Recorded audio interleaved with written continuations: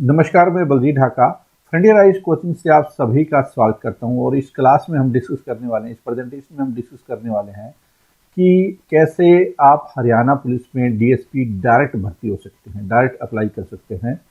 उसके बारे में जानकारी लेने की पूरी कोशिश करेंगे हम लोग इस प्रेजेंटेशन में। बहुत सारे बच्चे क्या है कि कोई कांस्टेबल की तैयारी करता है, कोई हरियाणा पुलिस में एसआई की तैयारी करता है, लेकिन डीएसपी और एसपी जो ये वाली लाइन होती है, ऑफिसर वाली लाइन होती है, इसमें आप सीधी एंट्री कर सकते हैं। किसके जरिए कर सकते हैं? वो हरियाणा सिविल सर्विसेज का जो एग्जाम होता है, एचसीएस का एग्जाम हम आमतौर पे कॉमनली इसको बोलते हैं, जिसके जो कौन कंडक्ट करता है? एचपीएससी द्वारा कंडक्ट कराया जाता है। तो जो एचपीएससी द्वारा कंडक्ट कराया जाता है उसके लिए कई टाइप की वैकेंसी होती है। उसमें इसका भी नंबर होता है कि आप डायरेक्ट डीएसपी बन सकते हैं, जिससे कि बाद में डीएसपी, एसपी, डीआईजी प्रमोशन है बहुत आसान हो जाती है।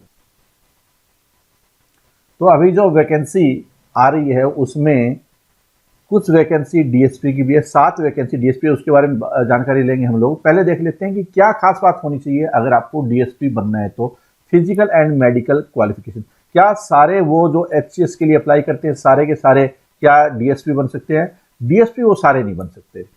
डीएसपी बनने के लिए कुछ मेडिकल और फिजिकल क्राइटेरिया होता है। हालांकि ऑफिसर बनने के लिए बहुत बड़ी चीज ये बहुत टफ नहीं होता, जैसे कि कांस्टेबल वगैरह के लिए दौड़ होती है और वो थोड़ा मुश्किल सा होता है। लेकिन जब आप ऑफिसर रैंक पे जाते हैं तो उसमें आपकी ये चीजें नहीं देखी जाती, लेकिन मिनिमम बेसिक रिक्वायरमेंट है वो होनी चाहिए। तो क्या क्या रिक्वायरमेंट है वो देखने की कोशिश करते हैं। पहली तो रिक्वायरमेंट ये है, ठीक है, कि आपकी जो हाइट है, अगर आप मेल है तो 5 फुट 7 इंच होनी चाहिए। जैसे अगर आप एसडीएम बनना चाहते हैं या एचसीएस की जो दूसरी वैकेंसी होती है हरियाणा सिविल सर्विसेज के माध्यम से जो एग्जाम होता है, उसमें हाइट वगैरह मैटर नहीं करती है। लेकिन यहाँ पे अगर डीएसपी बनना है तो हाइट मैटर करती है। अगर आप मेल है तो 5.7 इंच मतलब 170.18, वो आप देख लीजिए आपकी हाइट कितनी है। और फीमेल कैंडिडेट है तो 5.2, 5 फुट 2 इंच, ये आपकी हाइट होनी चाहिए। और जहां तक सवाल है चेस्ट का, तो ये 33 और 34, 34.5 आपकी चेस्ट होनी चाहिए एक्सपेंशन के बाद में, जहां तक मेल का सवाल है। फीमेल में ये एप्लीकेबल नहीं होता। ये एक बेसिक और मिनिमम क्राइटेरिया है। अगर आप ये पूरा करते हैं, हम आगे देखेंगे और भी क्या क्या कंडीशन है, तो आप एचसीएस है उसमें DSP, deputy superintendent of police इसको बोलते हैं, वो डायरेक्ट भर्ती हो सकते हैं। Candidates recommended by the Haryana Public Service Commission will have to undergo a medical examination before appointment to the post. सभी पोस्ट के लिए एक बार मेडिकल तो होता ही है, लेकिन मेडिकल का मतलब यह है कि किसी बंदे को कोई बीमारी नहीं होनी चाहिए, सिर्फ यही टेस्ट होता है। और मेडिकल में कोई बहुत हाई फाई चीजें टेस्ट नहीं होती, ठीक है। लेकिन अगर आप ये एसपी का बनना चाहते हैं, डीएसपी बनना चाहते हैं, तो आपको मेडिकल एग्जामिनेशन तो होता ही होता है, साथ में फिजिकल वाला भी होता है, जो हरियाणा पुलिस सर्विस रूल 2002 के मुताबिक ये वाली हाइट इसमें दी हुई है। फिजिकल स्टैंडर्ड और मेडिकल स्टैंडर्ड में बेसिक आपकी फिटनेस होनी चाहिए, मतलब बेसिक आप कोई बीमारी नहीं होनी चाहिए। यहाँ पे लिखा हुआ है, आप देख भी सकते हैं कि good mental and body health and free from any physical defect likely to interfere with the in efficient performance of the duties of his or her appointment. कोई डिफॉर्मेशन नहीं होना चाहिए, किसी तरह का हैंडीकैप्ट है इसमें नहीं चलेगा पुलिस में। और मेंटल और जो हेल्थ वाइज है वो बिल्कुल ठीक होना चाहिए। ये इसकी कंडीशन, इस लाइन को आप ढंग से पढ़ सकते हैं क्या क्या क्या चाहिए। अब देख लेते हैं आगे। एज, क्या सारे एचसीएस के जो अप्लाई कैंडिडेट होते हैं वो सारे डीएसपी के लिए अप्लाई कर सकते हैं? ऐसा नहीं है। 27 साल, 21 से लेकर 27 साल आपकी उम्र होनी चाहिए। तो अगर आप 27 साल मतलब 1/1/2021 को अगर आपकी 27 साल से ज्यादा एज हो जाएगी तो फिर आप डीएसपी के लिए एलिजिबल नहीं होंगे। लेकिन अगर आप इस रेंज में पढ़ रहे हैं तो 21 से 27 साल में आप डीएसपी के लिए सीधा एलिजिबल हैं, ठीक है। ये एक कंडीशन और है। अगर आपकी कोई रिजर्वेशन है, हरियाणा में रहते हैं आप, रिजर्वेशन है एससी, बीसीए, बीसीबी, जो भी रिलैक्सेशन होता है, जैसे कि 5 साल का रिलैक्सेशन मिलता है, और ईएसएम को भी रिलैक्सेशन मिलता है, एक्स सर्विसमैन होते हैं वो भी रिलैक्सेशन मिलता है।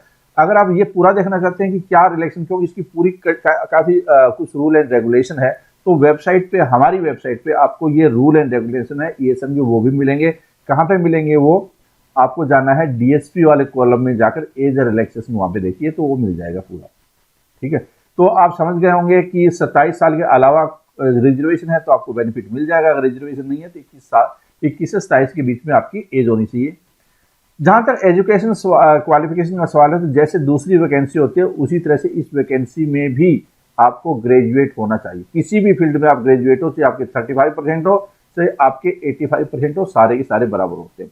तो ग्रेजुएट इन एनी स्ट्रीम, जैसे कि आप साइंस से हो सकते हैं, आर्ट्स से हो सकते हैं, बीटेक हो सकते हैं, इसके अलावा बीडीएस वगैरह, जो भी आपकी क्वालिफिकेशन है, जो यूजीसी के मुताबिक ग्रेजुएशन होनी चाहिए।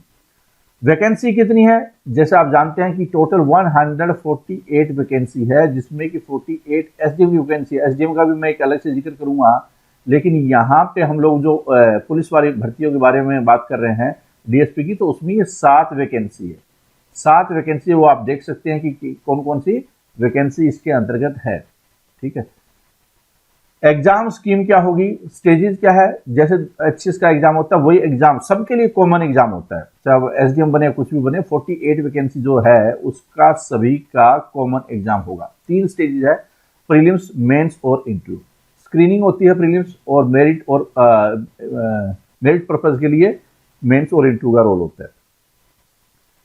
प्रीलिम्स में क्या आएगा, जब आप देंगे तो सभी के लिए एक ही एग्जाम है कॉमन। तो आप ये प्रेजेंटेशन मैंने पहले भी दे चुका हूं मैं सभी के लिए, लेकिन उसमें पूरा एचएस के बारे में था। इसमें डीएसपी के स्पेसिफिक मैं चीजें बता रहा हूं, जैसे मैंने एज बताई, आपकी फिजिकल एंड मेडिकल स्टैंडर्ड बताए। तो यहाँ पे अगर आपने वो प्रेजेंटेशन नहीं देखी है तो इसमें भी मैं कवर कर रहा हूँ। 2 पेपर होंगे प्रीलिम्स के, एक होता है जनरल स्टडी का और दूसरा होता है सीसेट। ये क्वालिफाइंग पेपर है। इस सीसेट में जो पूछा जाएगा मैथ है, एडवांस मैथमेटिक्स, 10वीं तक का मैथ होता है, 10th क्लास तक का मैथ होगा। वर्बल रीजनिंग आएगी, नॉन वर्बल रीजनिंग आएगी, कॉम्प्रिहेंशन, डाटा इंटरप्रिटेशन और डिसीजन मेकिंग। मोटे तौर पे आपको मैथ, रीजनिंग और कॉम्प्रिहेंशन इसमें होगा। 33% लेना है, मतलब 100 नंबर का टेस्ट होगा, 100 क्वेश्चन आएंगे और 34 क्वेश्चन आपके करेक्ट होने चाहिए, 33 क्वेश्चन। अब आ जाता है जनरल स्टडी। इसमें history, geography, polity, economics, physics, chemistry, biology, national and international event, art, culture, heritage, environment, miscellaneous G K, Haryana जी के, करंट अफेयर्स। ये जो पेपर है वो एमसीक्यू फॉर्मेट होता है और ये भी एमसीक्यू फॉर्मेट होता है। 100 क्वेश्चन है, दोनों के 100 क्वेश्चन होते हैं, आगे आएगा वो जिक्र।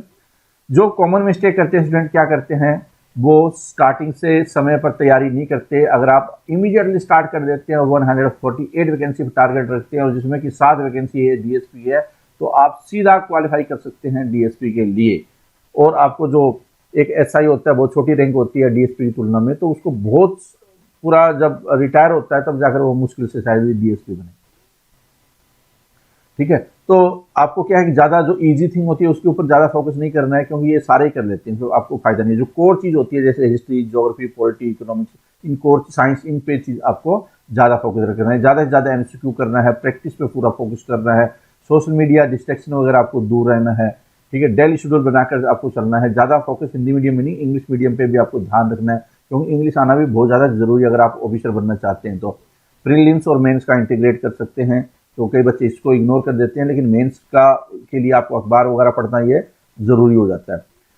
द हिंदू वगैरह, इंडियन एक्सप्रेस वगैरह, ये अखबार आपको आनी चाहिए पढ़ने, मतलब ठीक से आप पढ़ते हो। जनरल स्टडी है वो 100 क्वेश्चन होते हैं और 100 नंबर का टेस्ट होता है। सिविल सर्विस एप्टीट्यूड भी 100 नंबर का होता है। ये वाले 33% मतलब आपको कट ऑफ क्वालिफाई करनी है, और ये वाला है जो जनरल स्टडी का, उसमें आपको कट ऑफ मतलब मेरिट में आएगा ये स्क्रीनिंग के लिए। तो आपको लगभग 70% के आसपास स्कोर इसमें जरूर ऑन एन एवरेज होता रहना चाहिए। डिपेंड करता है पेपर का लेवल क्या है, उसी के अनुसार आपका स्क्रीनिंग का जो कट ऑफ क्वालिफाई होगा। 2 घंटे का टेस्ट होते हैं दोनों, फिर 2 घंटे का ये होता है, 2 घंटे का ये होता है, एक सुबह होता है, एक शाम होता है। 0.25 इसमें नेगेटिव मार्किंग होती है। आगे देख लेते हैं, जो मेंस का एग्जाम होता है एचएस मेंस का, उसमें 100 नंबर का हिंदी आएगा, इंग्लिश आएगा, जनरल स्टडी आएगा और एक ऑप्शनल होता है। तो 600 नंबर का ये मेंस का एग्जाम होगा। इसके अलावा 23 सब्जेक्ट है और 6 और भी एचपीएससी ने इंक्लूड किए हैं। तो ये सारे सब्जेक्ट में से आपके पास में आप कोई भी एक सब्जेक्ट ले सकते हैं, कोई जरूरी नहीं है वो ग्रेजुएशन में हुआ हो। अगर आपको जहां तक किताबों का सवाल है तो ज्योग्राफी के लिए आप ये बेसिक जो किताब है वो आप पढ़ सकते हैं। 4th से 12वीं class geography of India by Majid Hussain, world geography bye Majid Hussain, certificate physical and human geography GC Leong, Oxford school Atlas, ये सारी चीजें यहाँ पे पढ़ सकते हैं। जहाँ तक हिस्ट्री का सवाल है तो R S Sharma, medieval India by Satish Chandra, modern history Vipin Chandra, spectrum, art and culture Nitin Singhania, NIOS और गवर्नमेंट की जो वेबसाइट है वहाँ पे रेफर कर सकते हैं। जहाँ तक इकोनॉमिक्स का सवाल है तो 9वीं 10वीं में ज़्यादा होती नहीं, 11वीं 12वीं की इकोनॉमिक्स के एनसीईआरटी रमेश सिंह संजीव वर्मा इकोनॉमिक्स और बजट। पॉलिटी है वो एनसीईआरटी छठी से 10वीं छठी से लेकर 12वीं लक्ष्मीकांत डी बसु और PRS आप रेफर कर सकते हैं। जहाँ तक जनरल साइंस का सवाल है तो एनसीईआरटी तो आपको आनी चाहिए 10वीं तक और सिलेक्टिव टॉपिक +2 तक के MCQ है।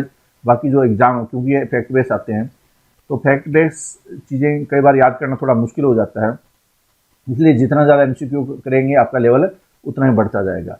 आप अर्थमेटिक का कोई भी किताब ले सकते हैं, आप RS अग्रवाल ले सकते हैं या कोई SSC किताब ले सकते हैं, ऐसे एडवांस मैथमेटिक्स की लूशन या SSC किताब ले सकते हैं, रीजनिंग की कोई भी किताब रेफर कर सकते हैं।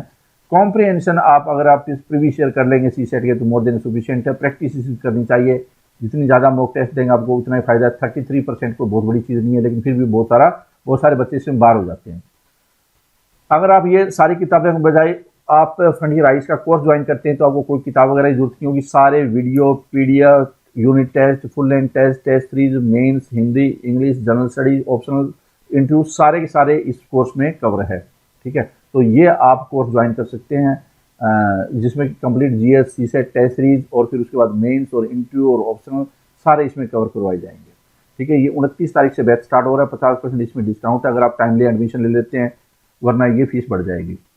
इस तरह से शेड्यूल मिलेगा, जैसे कि मैं एग्जांपल के तौर पर 29 तारीख को ये हुआ, 30 तारीख को ये हुआ, 31 दिसंबर को ये हुआ, 1 जनवरी को ये हुआ। इस तरह से आपका हर रोज 3-4 सब्जेक्ट होते हैं, लगभग 3 से 4 घंटे की क्लास आप अटेंड करके एक अच्छा स्कोर क्रिएट कर पाएंगे। जैसे अगर आप इस पे क्लिक, आपको इस तरह से मिलेगा, आप PDF पे क्लिक करते हैं PDF खुल जाएगा, वीडियो पे क्लिक करते हैं वीडियो खुल जाएगा, डेली टेस्ट पे करते हैं, सॉल्यूशन पे करते हैं, वीडियो पे करते हैं, तो ये सारी चीज़ें खुलती रहेगी। ये जैसा कि एग्जाम्पल के तौर पर होगा इंडियन पॉलिटी का, फिर ज्योग्राफी का, ऐसे ही दूसरी सब्जेक्ट है वो स्टार्ट हो जाएंगे। तो 3-4 सब्जेक्ट अगर डेली आप करते हैं तो अगले 3-4 महीने में पूरा अच्छी तरह से तैयारी हो जाएगी। आपको ज्वाइन कहाँ से करना है, हमारी वेबसाइट पे जाना है baljeedhaka.com। यहाँ पे जाने के बाद में आपको ये जो कंप्लीट कोर्स है प्रीलिम्स का, मेंस प्लस इंटरव्यू, ये वाला ज्वाइन कर लेना आपको।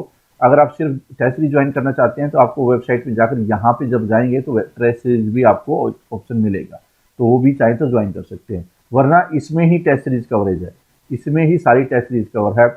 टेस्ट सीरीज में जो चल रही है फिलहाल 71 टेस्ट है प्रीलिम्स और मेंस को, सेक्शन और फुल लेंथ टेस्ट को मिलाकर। ठीक है, तो इस तरह से आपको ये नजर आएगा। वहाँ पे आपको आप इस पे जब क्लिक करेंगे तो पेमेंट गेटवे पे ले जाएगा, credit card, debit card, net banking. अब जो आप जैसे अमेजन में मेथड होता है वैसे आप पेमेंट करके इस कोर्स को ज्वाइन कर सकते हैं। अगर आपको फिर भी कोई क्वेश्चन पूछने तो हमारी ये जो वेबसाइट है, ये जो नंबर है उस पर आप कॉन्टैक्ट कर सकते हैं। ये हमारा ईमेल नंबर है, वहाँ पे भी ईमेल ID है, वो आप ईमेल डाल सकते हैं अगर कोई दिक्कत है तो। ठीक है, ये वेबसाइट का नाम है फ्रंटियर आइज की, baljeedhaka.com। ठीक है, ये बैच स्टार्ट हो रहा है 29 तारीख से। तो मैं उम्मीद करता हूँ कि जो ये 7 वैकेंसी है DSP की, इसमें आप जरूर टारगेट कर सकते हैं। इसके अलावा जो टोटल 145 वैकेंसी सारी टॉप पोस्ट होती है, क्योंकि ये SPSC द्वारा कंडक्ट किया जाता है और हरियाणा का सबसे बड़ा एग्जाम है।